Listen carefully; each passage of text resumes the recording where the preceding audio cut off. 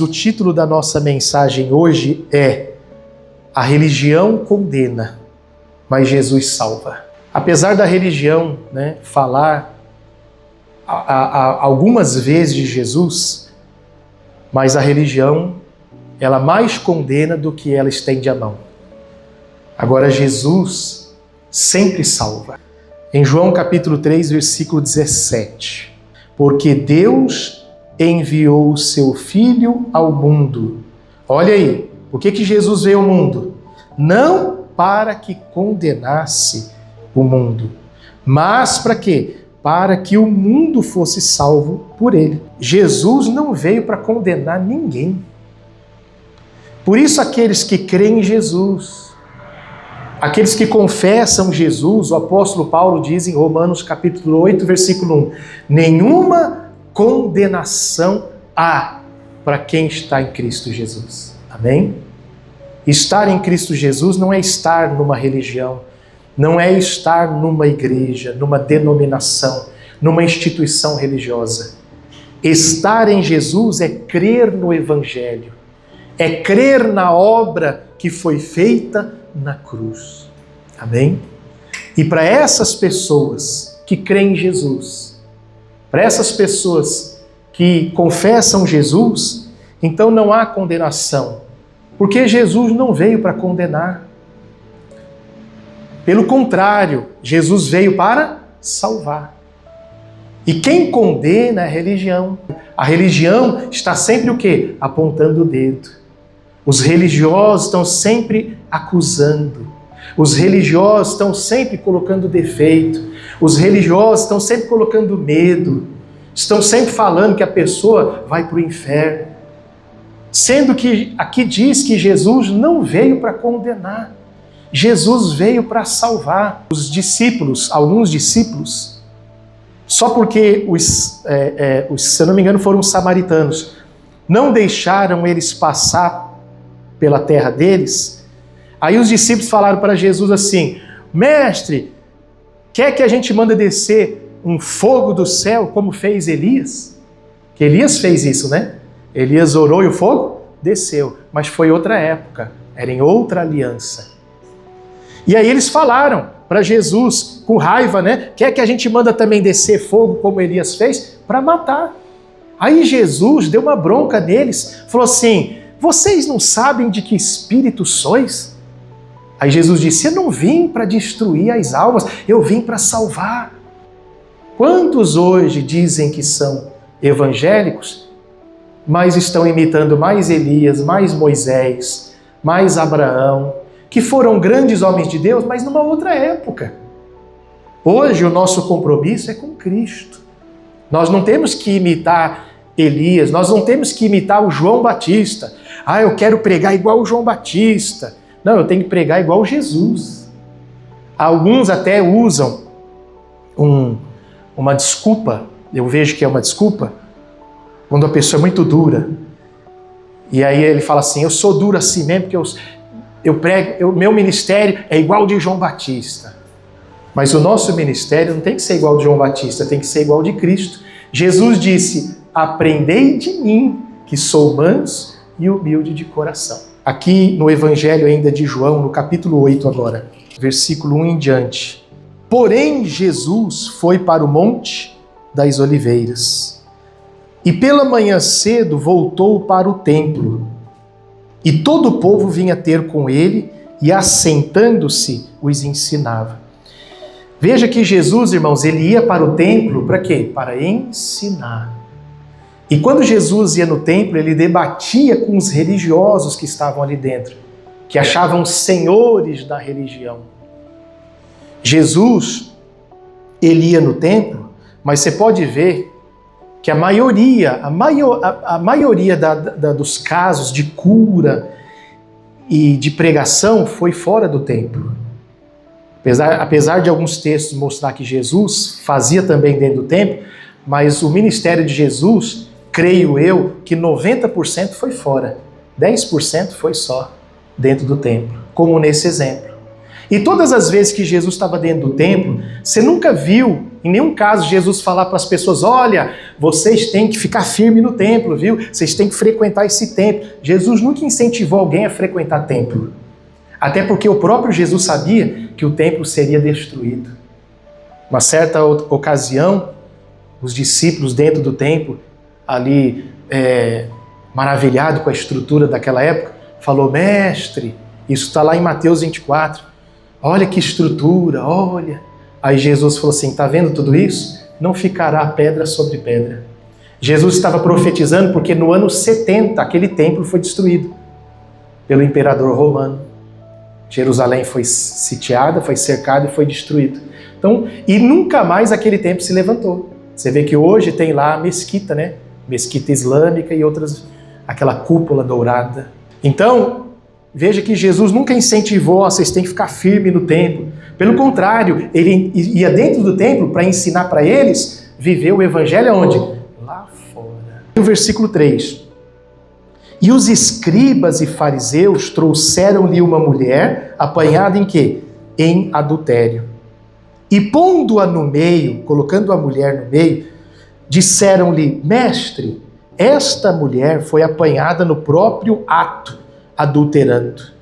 E na lei mandou Moisés que a tais sejam o quê? Apedrejadas. Aí eles perguntam, tu, pois, que dizes? Eles levaram aquela mulher até Jesus. Só que com uma mão, eles estavam levando aquela mulher, uma mão, elas levaram aquela mulher até Jesus. Só que com a outra, o que tinha na outra? Pedra. Porque eles queriam apedrejar ela.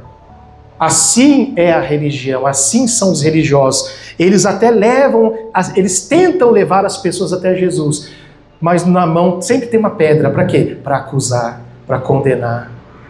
Quantas pessoas às vezes foram convidadas para ir numa igreja, mas o primeiro erro daquela pessoa é o quê? Apedrejada.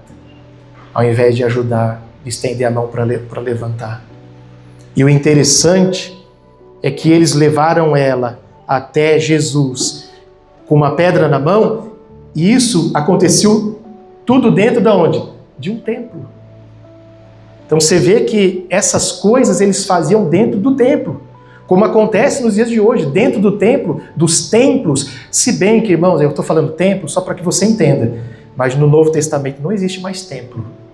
Pastor, isso aqui é um templo? Não, isso aqui é só um salão alugado para a gente se reunir. Ah, mas e aquele outro? Nenhum lugar é templo. Não existe templo no Novo Testamento. Jesus nunca mandou construir templo, você sabia disso? Não tem nenhum texto na Bíblia Jesus falando, olha, o mandamento, construam templos para mim. Não. Pelo contrário, ele disse que nós somos o templo, somos a casa de Deus, somos templo do Espírito Santo. Mas veja só, eles não priorizavam vidas, eles não queriam saber de vida. Porque eles levaram a mulher que errou, mas eles levaram para quê? Para destruir ela. E Jesus não veio para destruir as almas, ele veio para salvar. Nós lemos em João 3,17, Jesus disse, não vim para condenar, eu vim para salvar. E quantas são as pessoas que estão sendo destruídas dentro dos templos, estão sendo condenadas dentro da religião, estão sendo massacradas dentro das religiões. E quando eu falo religião, eu não estou falando de outra religião não, estou falando da evangélica. Por quê? Porque as pessoas, elas estão sendo levadas até Jesus, mas ao mesmo tempo estão sendo condenadas, estão sendo acusadas. Aqui no versículo 5, eles falaram assim, para Jesus. E na lei, olha o argumento deles, e na lei nos mandou Moisés que a tais sejam o quê? Apedrejadas. Então eles estavam argumentando a lei, recorrendo à lei. Na lei tinha isso? Tinha. Mas você vê a cabeça de um religioso, ele não prioriza a vida, não prioriza a pessoa. Eles priorizam uma regra, uma lei, do que a vida. Porque aquela mulher errou, então eles queriam cumprir o quê? A lei. Então veja que para a religião e para os religiosos, vida não é mais importante. Mais importante para eles são as regras, são os rituais, são os eventos que eles fazem. É mais importante para eles. Vida não é mais importante para a religião. Versículo 6 agora. Isso diziam eles tentando. Para quê? Para que tivessem de que acusar. Eles não só estavam acusando aquela mulher, mas estavam tentando acusar também quem? Jesus. Quer dizer, eles estavam ali tentando apedrejar aquela mulher, sentenciar aquela mulher e ao mesmo tempo querendo acusar Jesus. Olha a intenção maligna dos religiosos. Porque era isso que eles queriam, como diz no versículo 6. Vamos ler de novo? Isso dizia eles, tentando, ou seja, provocando. Para quê? Para que tivesse de que acusar. Os religiosos são assim, eles querem pegar numa falha, numa palavra que você fala, num erro que você comete. E no caso de Jesus, eles não pegavam erro, porque Jesus nunca pecou, mas eles queriam pegar através do quê? De fala. Então eles ficavam perguntando para eles terem o que acusar. Versículo 6 ainda. Isso dizia eles, tentando-o para que tivessem de que o acusar. Mas Jesus, inclinando-se, fazia o que, irmãos? Escrevia com o dedo em terra. Imagina a paciência de Jesus ali. Ali era ele, ali com a sua paciência, deixando eles falar, deixando eles acusar aquela mulher para chegar na hora certa e ele agir. Versículo 7 agora. E como insistissem, perguntando-lhe, endireitou-se e disse-lhe: aquele que dentre vós está sem pecado, seja o primeiro que atire pedra contra ela. E tornando a inclinar-se, escrevia na terra. Quer dizer, ele falou assim, quem não tem pecado, então seja o primeiro a tirar a pedra. Aí o versículo 9, quando ouviram isso, o que aconteceu? Saíram um, a começar pelos mais velhos até os últimos. Quer dizer, todo mundo tinha o quê? Pecado. Amém? Todo mundo tinha pecado. Então, Jesus ele usou ali da sabedoria para mostrar que todo mundo tinha pecado. E ele veio para salvar, porque depois diz aqui o texto, versículo ainda 9, tá? Quando ouviram isso, saíram a começar pelos mais velhos até os últimos, ficaram só Jesus e a mulher, que estava onde? No meio. Aí ficou só Jesus e a mulher. Só um comentário aqui. Tem horas na nossa vida, irmãos, que também fica só Jesus e a gente. Você já passou por isso? Já se sentiu assim? Mas olha, Jesus é suficiente. Aqui todo mundo foi embora, né? Alguns momentos da nossa vida nós passamos por isso. Eu já passei por isso. Várias vezes na minha vida. E acredito que isso serve como experiência para a gente ficar mais firme com Jesus. Então veja que só ficou a mulher e Jesus. Tem momentos na sua vida, talvez, que as pessoas vão virar as costas para você. Mas se Jesus está com você, Ele é suficiente. Amém? Aí o versículo 10. Endireitando-se Jesus, e não vendo ninguém mais do que a mulher, disse-lhe: mulher, onde estão aqueles teus acusadores? Ele perguntou: ninguém te condenou? E ela disse: ninguém, Senhor. E disse-lhe Jesus, vamos ler juntos: nem eu te condeno. Vai-te e não peques mais. Então, aqui se cumpre aquilo que está escrito em João 3,17, que o Filho de Deus não veio para condenar o mundo, mas para salvar. Os homens e a religião queriam condenar essa mulher, mas Jesus estava estendendo a mão para ela. E ele disse: nem eu te condeno. Amém? Nem eu te condeno. A mesma coisa ele fala para mim e para você. Se as pessoas estão querendo te condenar, se as pessoas estão apontando o dedo para você, se as pessoas estão querendo te acusar, e usando ainda da religião. Pior é quando eles usam da religião. Eu costumo falar, irmãos, que religiosos acusam mais do que o diabo. Sabia disso? O diabo a gente tira de letra, porque Jesus já venceu o diabo na cruz. Amém? Agora, o pior do que o diabo são religiosos. Não é à toa que Jesus, lá em Mateus capítulo 23, ele dedica ali um capítulo todo para advertir, advertir eles. Quando ele diz, né, ai de vós, escribas e fariseus, É interessante que lá Jesus começa bem suave. No meio do capítulo ele vai aumentando a sua indignação e no final, sabe como que Jesus termina? Raça de víboras! Porque era assim que Jesus tratava com os religiosos. Porque os religiosos são maus, religiosos são cruéis, religiosos não poupa para acusar, religiosos não poupa vida, religiosos não querem saber de vida, eles querem saber do seu próprio ventre. Eles querem saber da sua religião, eles querem saber da sua própria religião, mas eles não se importam com vidas. Isso era desde o tempo de Jesus. Amém? E Jesus disse, nem eu te condeno. Aí Jesus fala o que para ela, irmãos?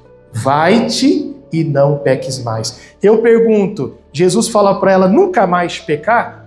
Ela nunca mais pecou? Sim ou não? Claro que ela continuou, porque ela era ser humano. Quando ele disse não peques mais, era aquele tipo de pecado, aquilo que ela cometeu. Claro que depois ela foi embora e ela cometeu outros pecados, ela cometeu outras falhas. Não que isso seja um incentivo para a gente pecar, mas é só para a gente entender que a gente é falho, a gente é ser humano, a gente erra, não é verdade? Então quando ele disse para ela, vai e não peques mais, ele estava falando, não cometa mais esse erro.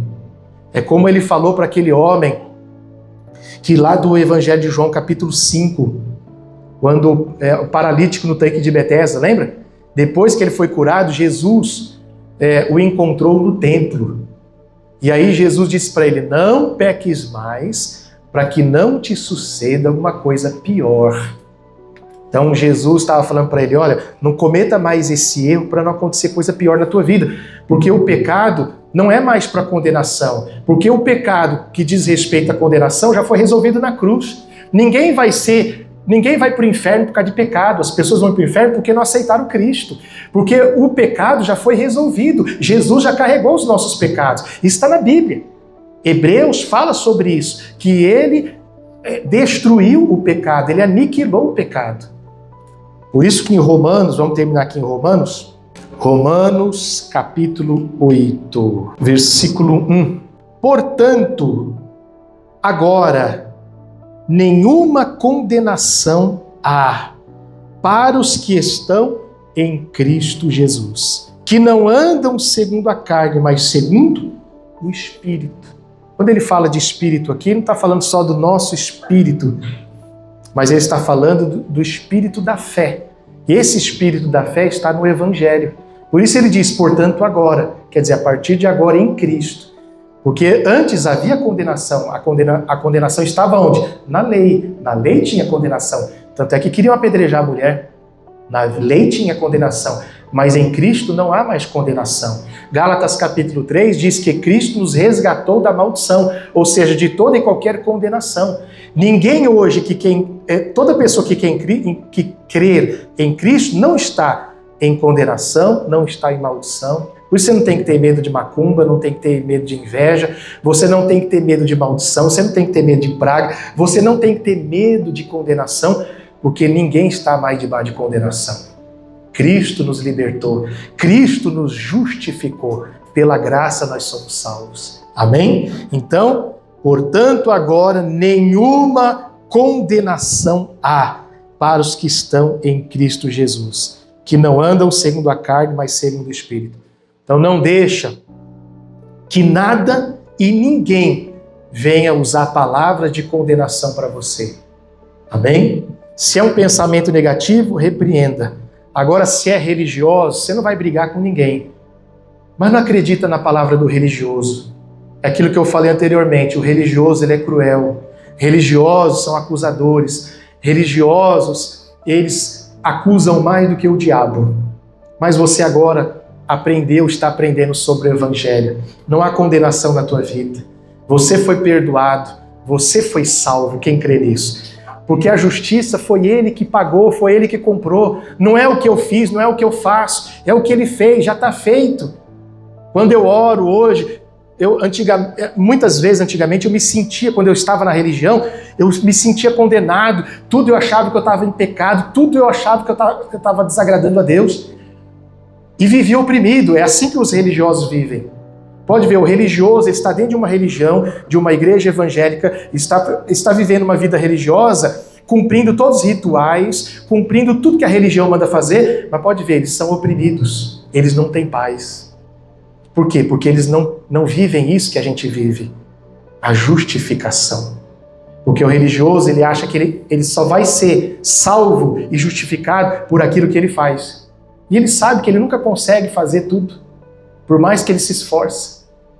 E nós agora é diferente.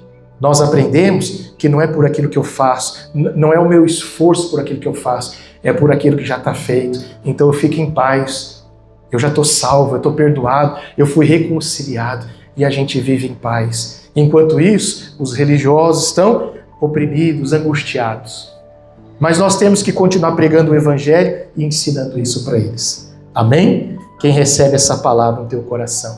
Então seja qual for a tua situação, seja o que você passou na vida, se até hoje você estava se autocondenando por algo do passado, saiba que Jesus não te condena e nunca te condenou e não vai te condenar, porque Ele não veio para condenar, Ele veio para salvar. Isso é Evangelho. Ah, mas eu ouvi uma outra pregação, então não tem a ver com o Evangelho.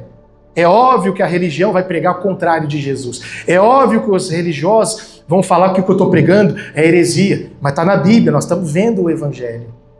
Fique com o Evangelho, fique com a paz no teu coração, com essa certeza.